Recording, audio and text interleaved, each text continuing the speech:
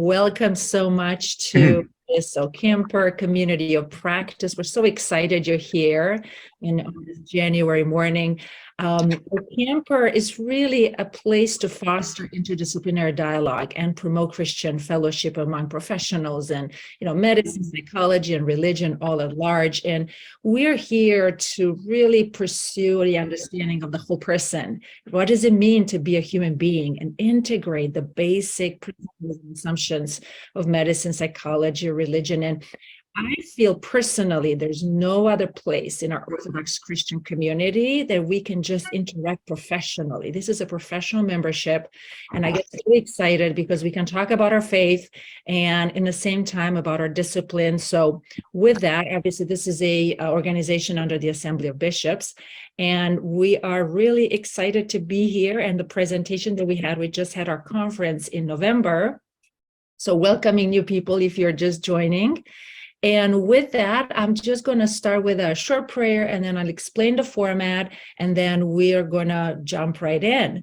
So in the name of the Father, and the Son, and the Holy Spirit, amen. Our Father, who art in heaven, hallowed be thy name. Thy kingdom come, thy will be done on earth as it is in heaven. Give us this day our daily bread, and forgive us our trespasses, as we forgive those who trespass against us. And lead us not into temptation, but deliver us from the evil one.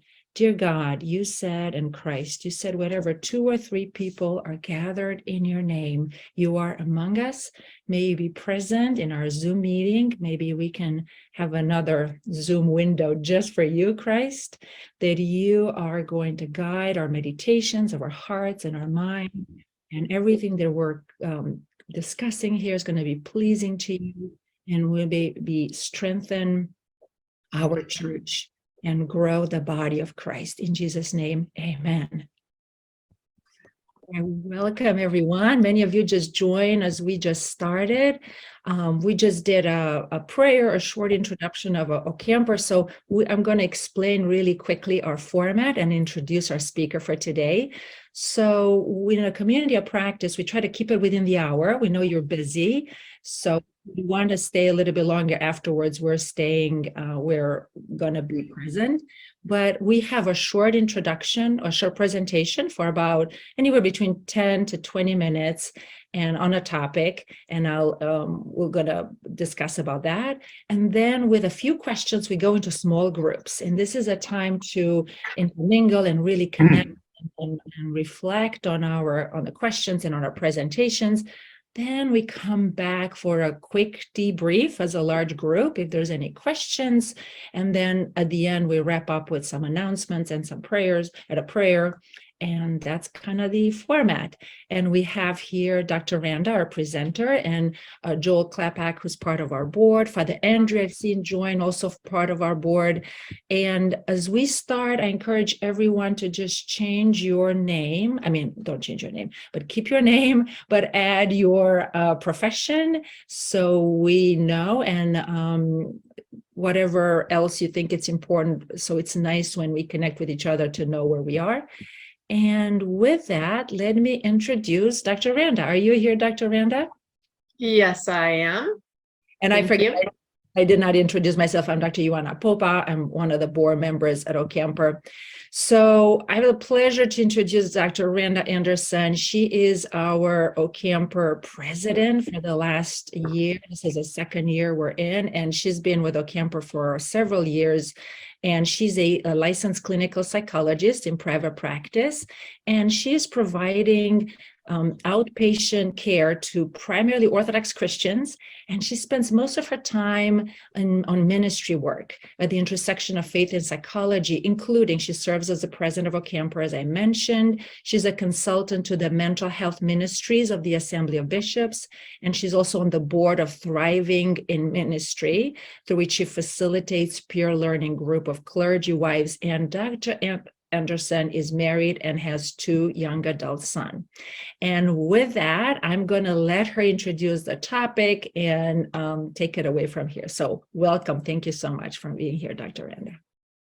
Thank you for that introduction, Ioana. And good morning. I am pleased to be presenting to you all today my reflections on the 2022 OCAMPR conference. The theme was Living Liturgy in Practice, Orthodox Care in a Rapidly Changing World.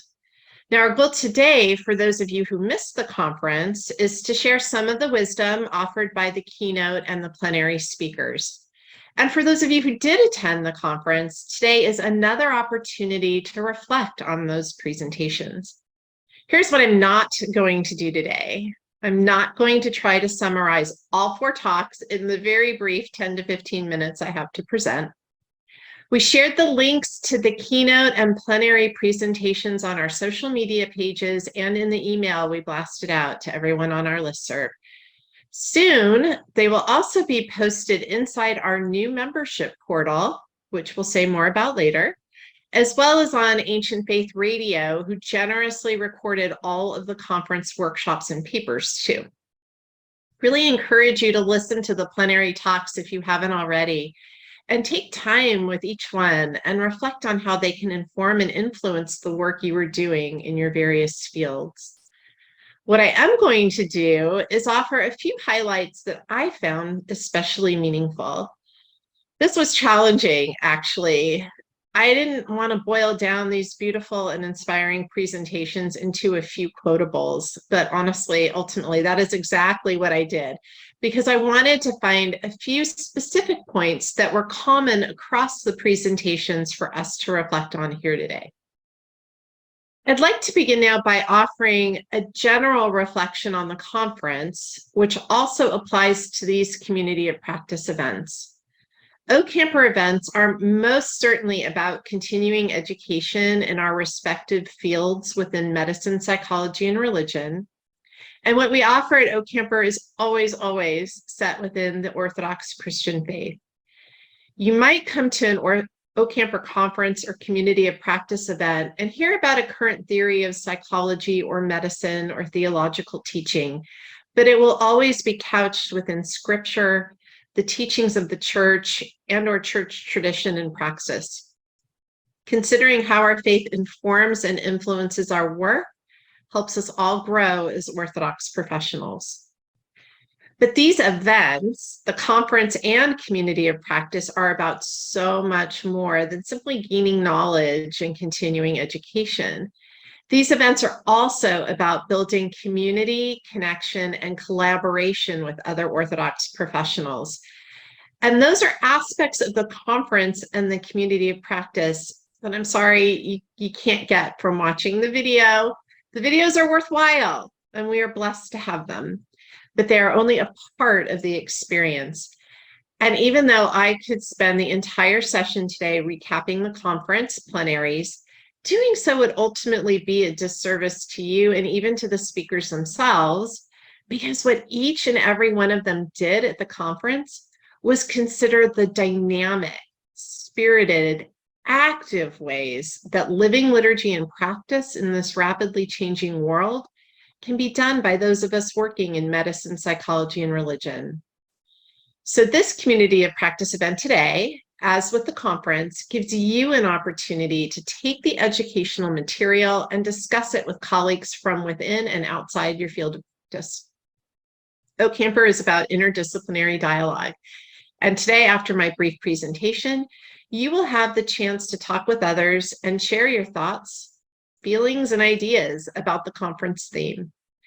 As we do in each and every conference and community of practice, we provide content that we hope is informative and inspirational, but education will also come from the connection and collaboration with other care professionals. So let's dive in. I'm going to share my screen.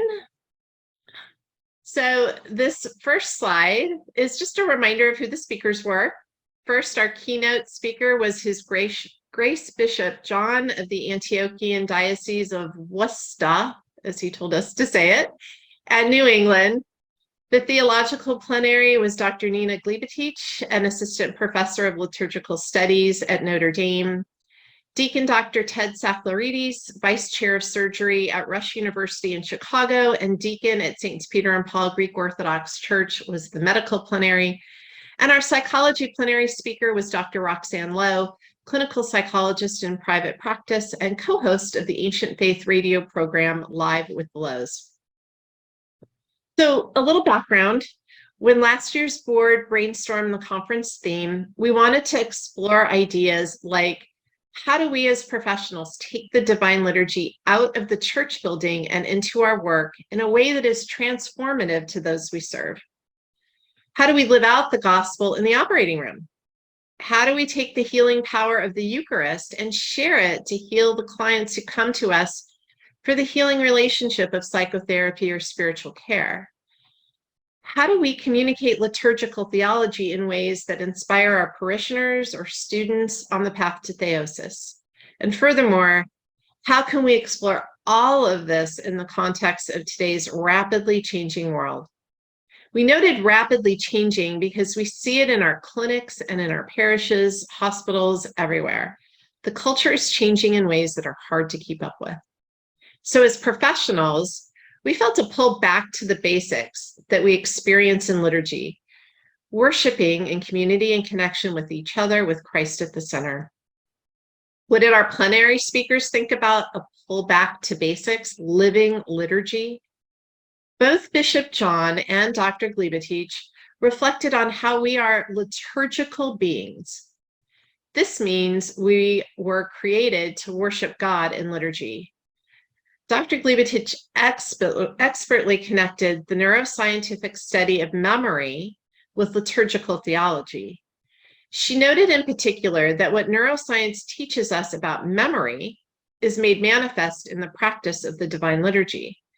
For example, we know that repetition can increase the likelihood of remembering information, and we all know the familiar call in Orthodox worship to again and again in peace pray to the Lord. Neuroscience teaches us that memory is encoded through an experience of all the senses, and what do we find in liturgy?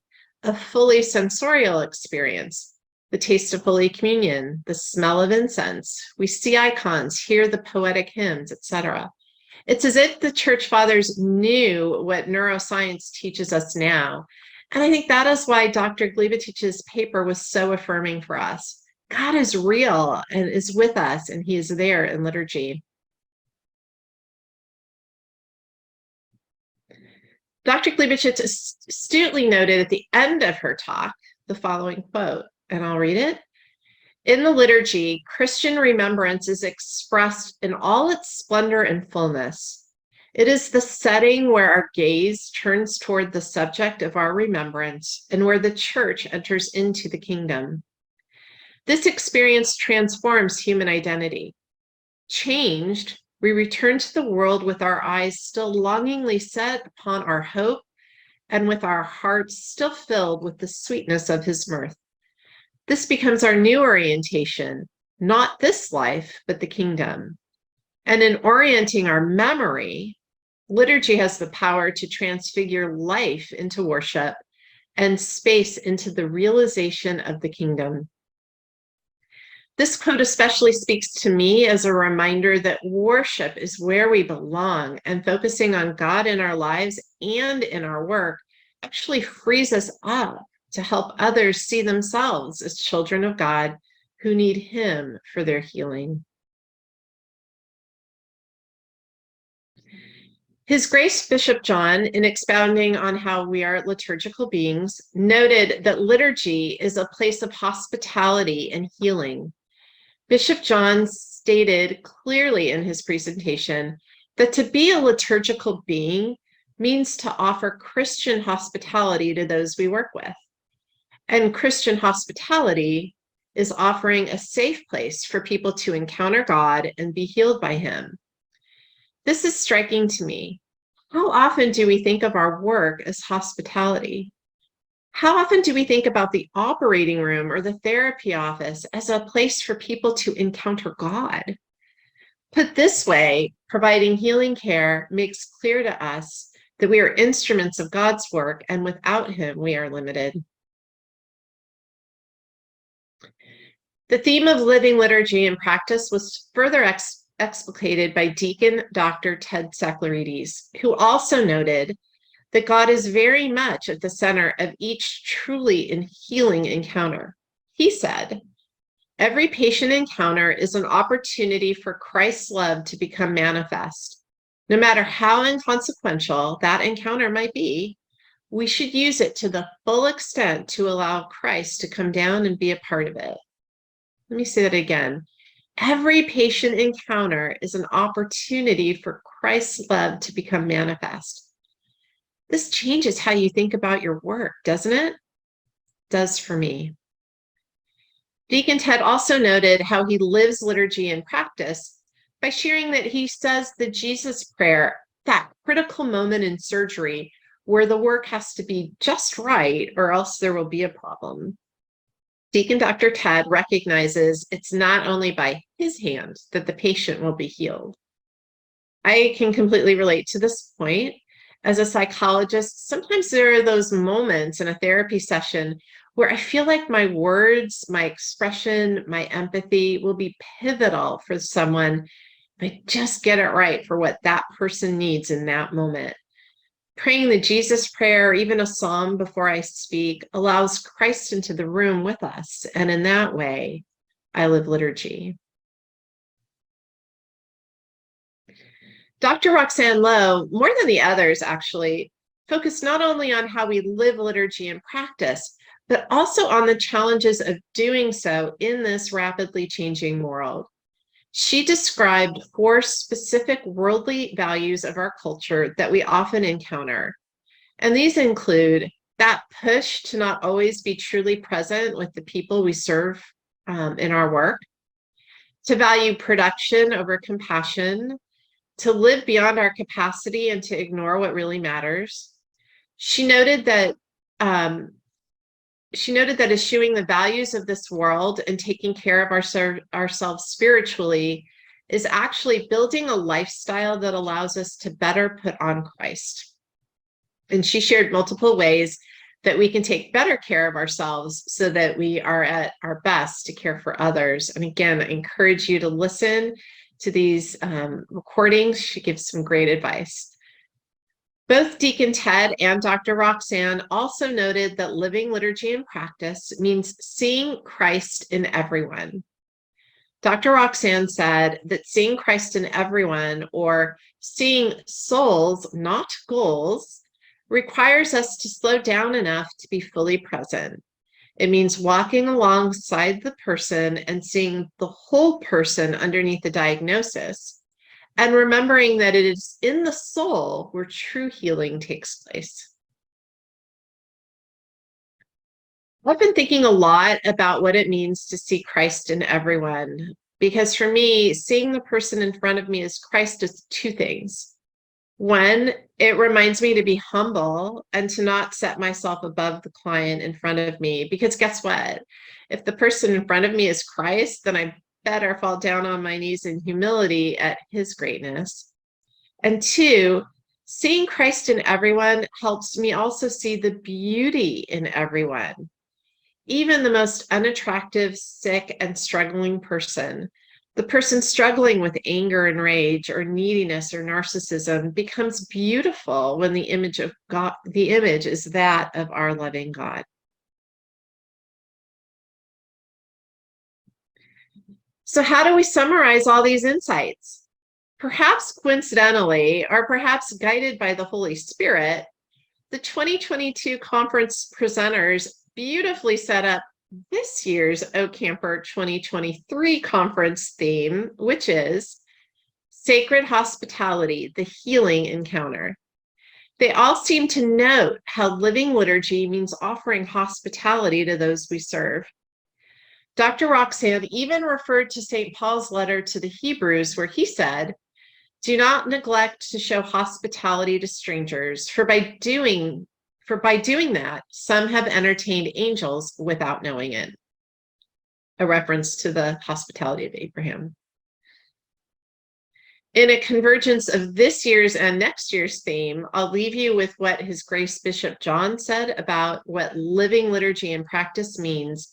And that is, Christian hospitality is meeting people where they are and ministering to their needs with integrity and love. Thank you. And so now, Joanna, shall I explain the format now? Yes, please go ahead. All right. And so now what I'd like to do is leave you with several questions that you can use in your breakout sessions. So what we're going to do, Joel has set up breakout rooms of, I think, 3 or 4 people. And we're going to invite you into those breakout rooms. And now here's your opportunity for that collaboration and connection that I talked about earlier. So what we'd like you to do is introduce yourselves to the others in the room and take time with that. Don't rush through that part. This is your chance to get to know other Orthodox professionals. And number 2, please just make sure that everyone gets a chance to speak. You will see that throughout the time that you're in the breakout room will flash on the screen, time to switch speaker. And that's really just our way of reminding you to let everyone have time and switch up who's talking. I have multiple questions on the screen and we're putting them in the chat as well. Hopefully that's happening. And we know it's probably more to cover than you have in the amount of time we're giving you in the breakout room, but everyone can feel free to pick which question they want to reflect on. If you have time to reflect on more than one, that's great. And those questions are, what does living liturgy and practice mean to you?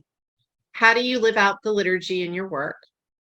2, how does this rapidly changing world make living liturgy particularly challenging for you in your work? And what do you do to overcome those challenges? And last, if you were at the conference or if you recently listened to any of the recordings, what were some of your key takeaways from the conference speakers that you would like to share? So that's the task. All right. How's our timing? I'm not watching the clock. We're doing excellent. And the questions are in the chat. Both Joel and I put them in, so you have them double just in case. I'm going to stop share. And then I think we're ready to go. Everyone is ready. Does it make sense, the format, right? Small groups for sometimes anywhere between 15 and 20 minutes. And then we come back and this is your time to connect. So get organized however you want. You've got your questions. You don't have to answer all of them. You can pick and choose if that makes more sense, what's meaningful for you. So everyone's ready? Thumbs up. Joel, if you want to share, you're muted. You want to unmute? We'll come back probably around 11:45 and we'll give you a 1-minute notice before we bring you back. Okay. All right. Wonderful. So you'll be teleported now in your small groups. There's a blue button to join and see you on the other side. Yes, welcome back from the group. It's so beautiful to see your faces, icons of Christ and smiles. And we have a few moments, about 10 minutes, just to kind of process. And I would encourage all of us to just share in a sentence or two. What was your experience in the group?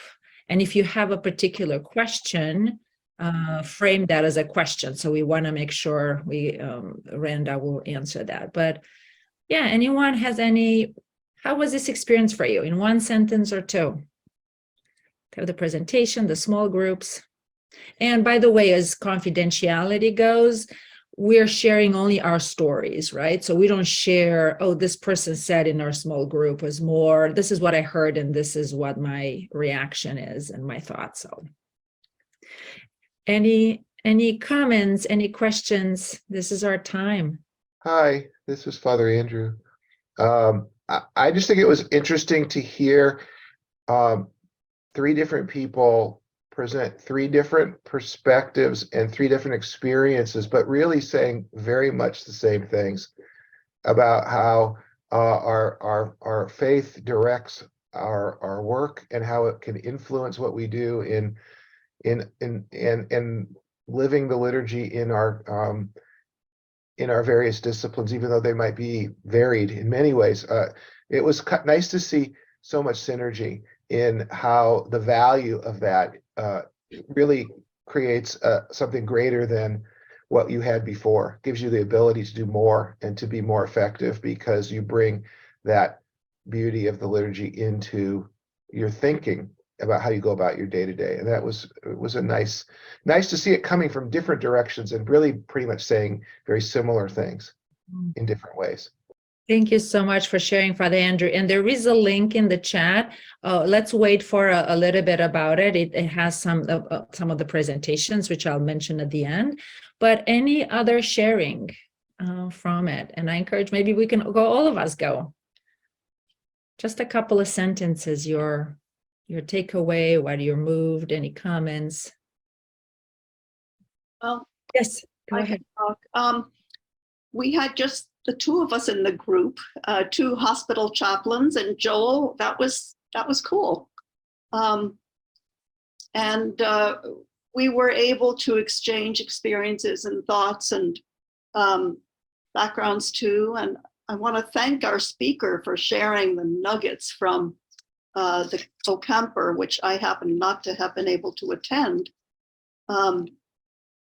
And, you know, we had each jotted down nuggets from the nuggets. And it was a beautiful thing to be able to share with another hospital chaplain the implications and applications of those in our work.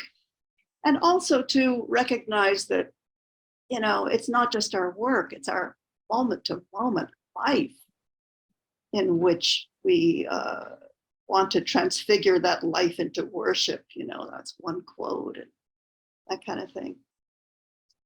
So thanks for this opportunity. Thank you so much for sharing. Yes. Anyone else? Thanks for being here and experiencing it. I mean, that's what this is all about. Yes. Who wants to go next?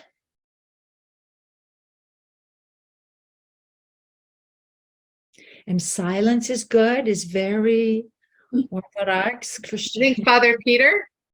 Yes, go Yeah, ahead. I won't take too much of your time. It's just that I'm in a little bit of a weird situation. I met with Elizabeth, who's a nurse, and I'll let her speak for herself.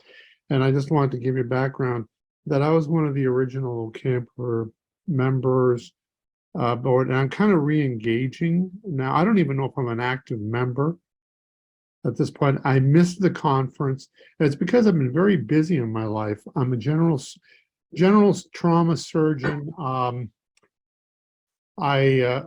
Up until about 3 years ago, and I took a leadership position and actually retired 2 weeks ago. And retired, even though I'm still in my office. I'm coming in a few hours per week because they haven't gotten my replacement yet and they want me to transition. So I've been involved with the camper for a long time, and I'm a priest with the Greek Orthodox Church, but I was a later vocation. And one of the things I kind of mentioned in my 42 years in healthcare, and I've been involved with peer review, I've been involved with provider wellness. And I pointed out to Elizabeth, who's a nurse, and I have a daughter-in-law, soon-to-be daughter-in-law is a nurse. I've had a physician's son, I've got everything. That we forget that we're dealing with imperfection all the time. And it's our, not just our patients, but it's our colleagues. And when I say colleagues, I include my non-physician colleagues, meaning my nurses, the nurses and that too. We're all doing the same thing. We're all in this together. And that we still don't do that very well. And it's good to have that, you know, I say we see Christ in everybody, but to also see ourselves in the other person and recognize that we're all, this is a broken world. We're all broken, and we all approach Christ maybe, if not once a week, you know, on a daily basis in prayer, but once a week, you know, approaching the chalice of Orthodox Christians, that we leave and then we end up breaking ourselves all over again the minute we leave church. We keep forgetting that. So it's a constant process. It's constant. I think we forget that we're not we were not made perfect. At least we were made perfect. Then we drop the ball, and then we keep approaching what is perfect. The only thing that's perfect is the body and blood of Christ. And hopefully we don't achieve perfection, but we're trying to approach it, and that's what we're trying to do. And that goes for the heterodox and the non-Christians and everybody else, is that we've got to recognize ourselves in the other person as well. I'd like to go next. You're muted, Ioana. Yes. Joanna, you're muted. So much, Father Peter, for sharing that. Yes, and go ahead, Ernest. Yes. I want to springboard off of what Father Peter just said, because I go back to the original, the first OCAMPR conference. I was part of that committee. Father Dr. Turbin was the one that started it. I went to the same parish as him. We weren't buds back then, but we knew each other. We were in the altar together and all that, along with other people. I had the privilege of introducing the late Georgia Fatopoulos from Peter and Paul. You know, I used to sing in the choir at St. Andrews with Bud and her. Then they went to Peter and Paul. So, and I go way back, you know, with OCAMPR. And my last conference was in 2019. And then after that, I was close friends with Dr. Phil, you know, close enough friends, knew when he was single, knew his wife. We were part of YL at St. Andrews. And that's where, you know, a lot of people. Yeah, lots of connection, and welcome back. Yeah. Any nuggets for today that you'd like to share? Well, the nuggets is that I got to know Maria and also Susan, and we compared notes as far as backgrounds and where we're at now. And Maria's from Michigan, my wife's from Michigan, so there's connections there. And as far as, and then I shared the as far as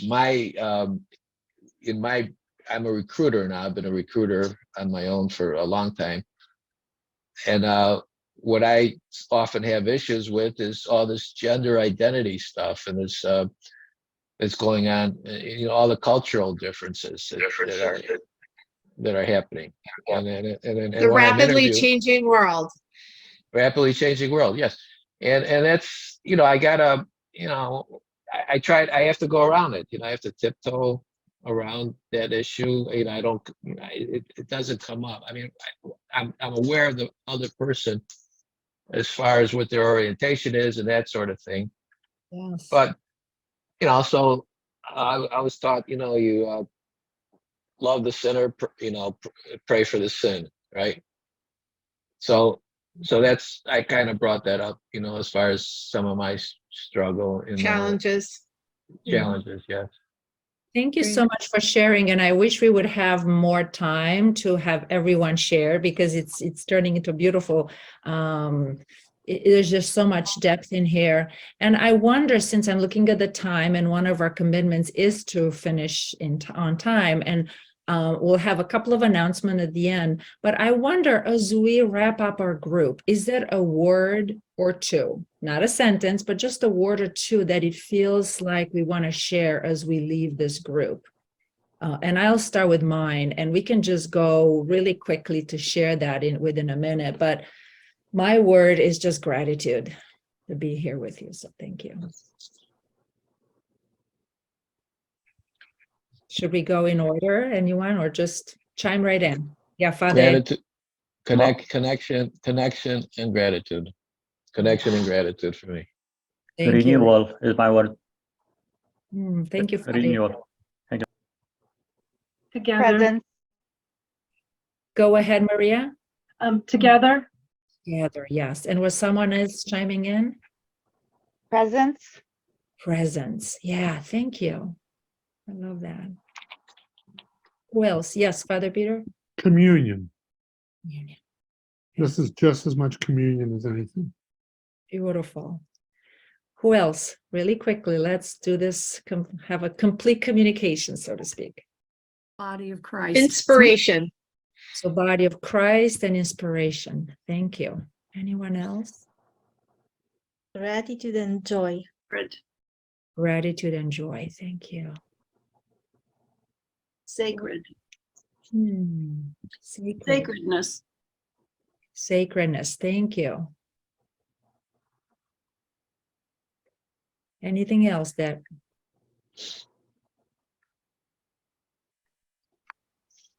Beautiful. Good. Do you want to share the announcements? I will share the announcement. And as we wrap up, I want to thank everyone for being here. It's such a beautiful, we got a little taste of it. Obviously, in the conference, we get so much more time together and we can share some of it. But this is like a small little droplet and nugget of that connection in between. And the announcements really have to do with the fact that we now have ability to do those community of practice all the time. And we have actually an online ability to connect. If you have not joined, I know Joel will put in the chat the OCAMPR, and we have actually an online portal where when you join, and it's, it's very, the membership is, it's meant to support the organization, but also is meant to support you. So if you feel like I don't have the finances to join, there's discount, there's ways to really be part of the organization without a big investment for the year. But we really encourage you to join. And you'll see as you join in, you'll log in into the beautiful online portal. We'll have soon a video kind of orienting to that, but there's the video recordings of the community of practices. There's also ways to connect with every membership. You can do your own profile with pictures. You'll see other people. You can connect and message. We've tested it and tried it. It's really, really cool. And this is we've been posting those videos in the past in the YouTube, but this is going to be, and this will be our last time we will do it. In the future is going to be for our membership portal. So you will get, because you signed up and obviously you're part of this conversation, you get the recording. We don't do that to be restrictive, is more, that was our vision from the beginning, to have a place where we can talk, that it's part of our community. So we can share that. And there's some sense of also privacy in that, and not just hanging out on the YouTube in space, but have those kind of conversation in there.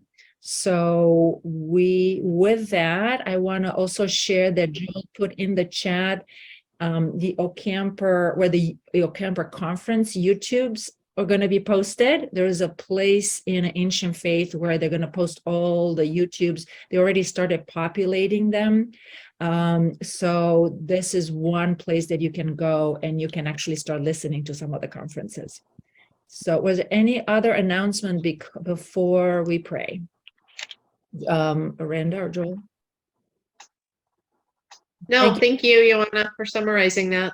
Yes, and thank you so much, Randa, for your presentation. It's been fantastic. What a labor of love to bring everything together in such a beautiful, integrative way. And thank you, Joel, for your help in the background. And Father Andrew, who talked earlier, he's also part of our board. And I want to invite you, would you like to close us into prayer, Father Andrew? Sure. And then we will stay over, the board will stay afterwards for 10-15 minutes if you have more questions or more things to share. So go ahead, Father Andrew. Okay. In the name of the Father, Son, and the Holy Spirit, amen. Thou who art at every season and every hour in heaven and on earth art worshipped and glorified, O Christ God, long-suffering, merciful, compassionate, who lovest the just and shows mercy upon the sinner, who calls all to salvation through the promise of blessings to come. O Lord, in this hour, receive our supplications and direct our lives according to thy commandments. Sanctify our souls, purify our bodies, correct our minds, cleanse our thoughts, and deliver us from all tribulation, evil, and distress. Surround us by thy holy angels, that guided and guarded by them we may attain the unity of the faith, and unto the knowledge of thine unapproachable glory. For thou art blessed unto ages of ages. Amen. Amen.